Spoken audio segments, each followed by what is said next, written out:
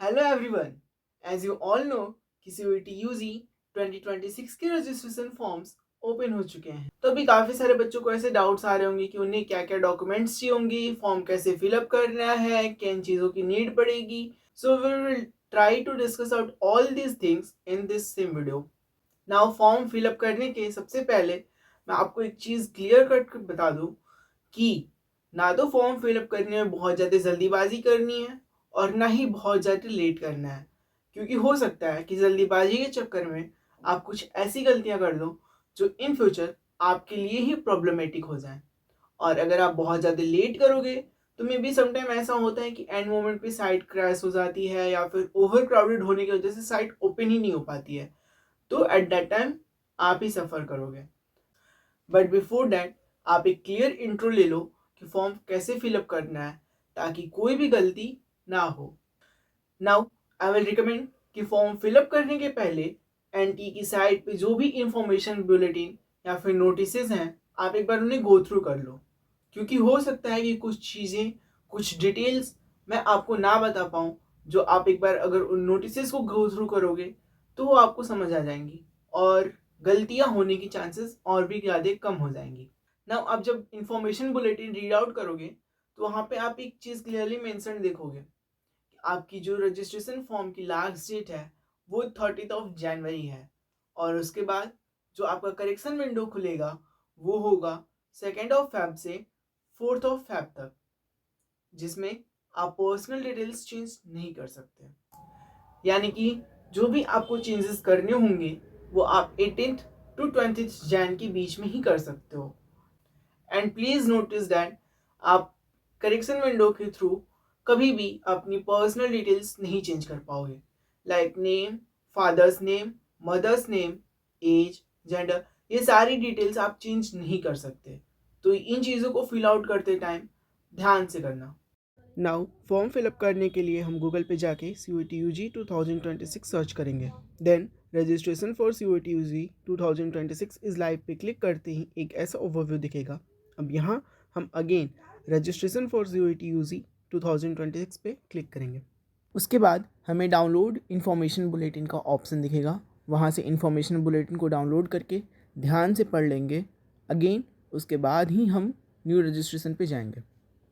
New registration पे click करते ही हमें एक इंस्ट्रक्शन बॉक्स दिखेगा जहाँ पे ये चीज़ें मेंशन्ड है कि आपने इन्फॉर्मेशन बुलेटिन पढ़ी है या नहीं। अगर आपने इन्फॉर्मेशन बुलेटिन नहीं पढ़ी है देन आप वापस जाएं, पढ़ लें, वो आपके लिए ही बेनिफिशियल होगा।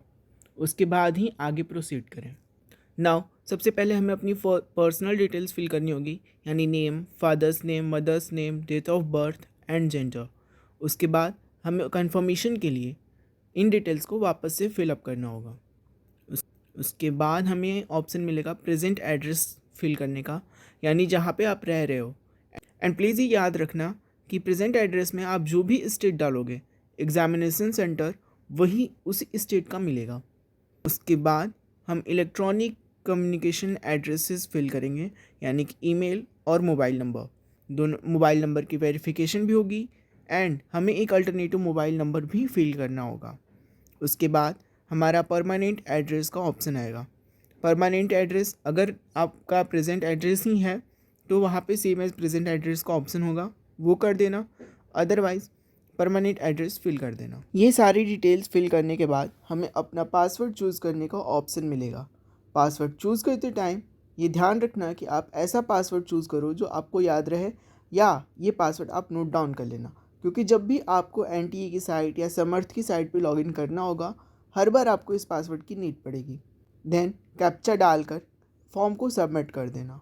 फॉर्म सबमिट करने के बाद हमारे पास एक रिव्यू पेज आएगा जिस पे सारी डिटेल्स मेंशन्ड होंगी।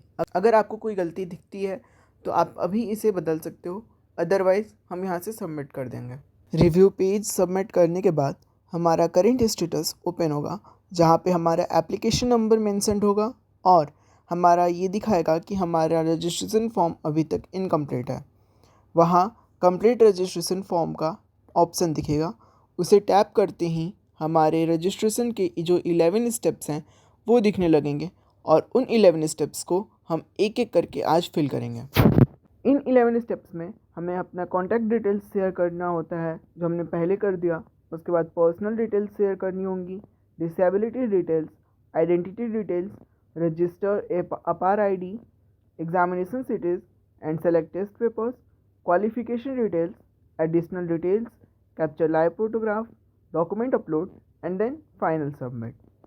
नाउ एप्लीकेशन फॉर्म का सेकेंड स्टेप जो है यानी कि पर्सनल डिटेल्स, हम उसे फिल करेंगे। उसमें हमारी कुछ चीज़ें पहले से ही फिल्ड होंगी like name, date of birth, gender, father's name, mother's name. यहाँ हम अपनी नेशनैलिटी सेलेक्ट करेंगे, then state of domicile, then हमें हमारी कैटेगरी फिल करनी होती है।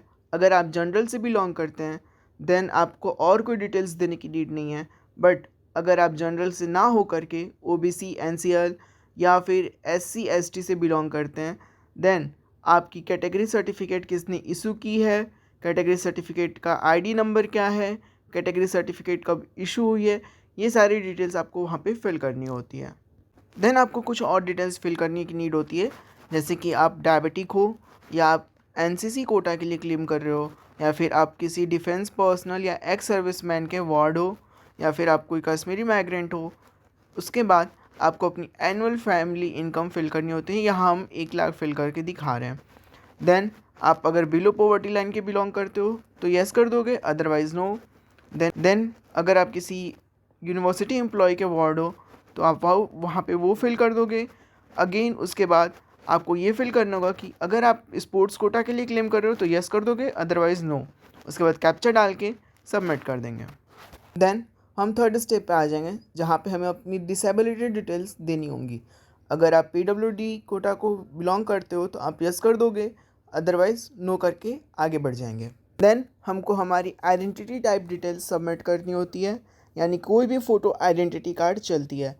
आई वुड रिकमेंड कि आप आधार यूज़ करो क्योंकि आधार में हमें ज़्यादा चीज़ें नहीं करनी होती। नाउ एप्लीकेशन नंबर और अपना नाम डाल करके हम ये सेलेक्ट करेंगे कि हम अपनी आधार डिटेल्स या फिर जो भी आइडेंटिटी कार्ड की डिटेल्स देना चाहते हैं वो उसकी ज़िम्मेदार हम खुद होंगे। आफ्टर दैट हम अपना आधार नंबर एंटर करेंगे एंड कंफर्मेशन के लिए हम एक बार और उसे एंटर करके फिर कैप्चा डाल करके सबमिट कर देंगे। उसके बाद हमारे रजिस्टर्ड मोबाइल नंबर पे एक OTP आएगी जिसे एंटर करके हम सबमिट कर देंगे। देन अगर आपके पास अपार आईडी है तो आप यस कर देंगे, अदरवाइज़ नो करके आगे बढ़ जाएंगे। इसके बाद हमको हमारा एग्ज़ामिनेशन सेंटर और टेस्ट पेपर सेलेक्ट करना होगा।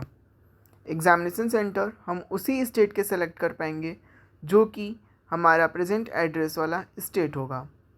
4 ऑप्शंस मिलेंगे, हम 4 ऑप्शंस फिल करेंगे एग्ज़ामिनेशन सेंटर के लिए। आप वो अपने अकॉर्डिंग प्रेफर कर लेना कि कहाँ पे आपको ज़्यादा नज़दीक पड़ेगा या कहाँ पे आप ज़्यादा कंफर्टेबल होगे, उस हिसाब से आप फिल कर देना। उसके बाद हमें हमारे पेरेंट्स की ऑक्यूपेशन और उनकी क्वालिफ़िकेशंस फिल करनी होंगी। उसके बाद टेस्ट पेपर सेलेक्ट करने होंगे। ध्यान रहे 2 पेपर्स पे सेम फीस होगी।